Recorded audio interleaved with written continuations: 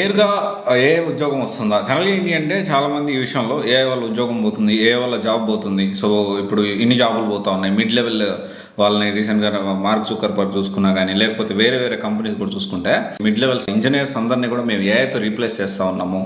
And మేము మొత్తం కూడా ఏఐ ఆర్టిఫిషియల్ ఇంటెలిజెన్స్ అని మాట్లాడుకుంటా ఉంటే నేను దాని గురించి మాట్లాడడం జరిగింది. కొంతమంది స్టూడెంట్స్ నన్ను రీసెంట్‌గా పాస్ అవుట్ అయిన వాళ్ళు కొంతమంది అడిగారు. అన్న నేను ఓన్లీ ఏఐ నేర్చుకుంటా, నాకు జాబ్ వస్తుందా అని చెప్పి కొంతమంది అడిగారు. సో యాక్చువల్లీ ఇక్కడ ఏంటి అంటే ఏఐ అనేది సపరేట్గా కాదు, యాక్చువల్లీ ఇది ఒక స్టెప్ బై స్టెప్ ప్రాసెస్ అనే విషయం మనం అందరం అర్థం చేసుకోవాలి. అండ్ జనరల్గా ఏంటి అంటే నేరుగా ఏఐ నేర్చుకుంటే ఉద్యోగం వస్తుందా, జాబ్ వస్తుందా అనే పాయింట్.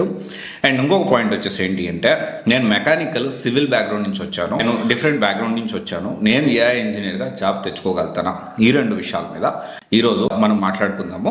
అయితే ఫస్ట్ స్టెప్ ఏంటి అంటే పైథాన్ నేర్చుకోవాలి, స్టాటిస్టిక్స్ నేర్చుకోవాలి, and Python with data analytics నేర్చుకోవాలి, ఎస్క్యూఎల్ ప్లస్ పవర్ బిఐ మీద ఫోకస్ చేయాలి, మెషిన్ లెర్నింగ్ నేర్చుకోవాలి, అండ్ దెన్ డీప్ లెర్నింగ్ నేర్చుకోవాలి, అండ్ కంప్యూటర్ విజన్ నేర్చుకోవాలి, తర్వాత ఎన్ఎల్పి, తర్వాత లాస్ట్ స్టెప్లో జనరేటివ్ ఆర్టిఫిషియల్ ఇంటెలిజెన్స్ మనం నేర్చుకోవాలి.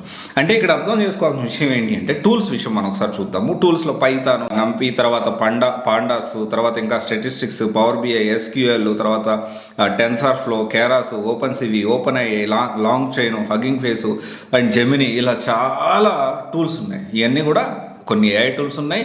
ఏఐ నేర్చుకోవాలి అంటే ప్రీ రిక్వెసైట్స్ ఇవన్నీ కూడా అంటే ఏఐ నేర్చుకునే ముందు నేర్చుకోవాల్సిన విషయాలు.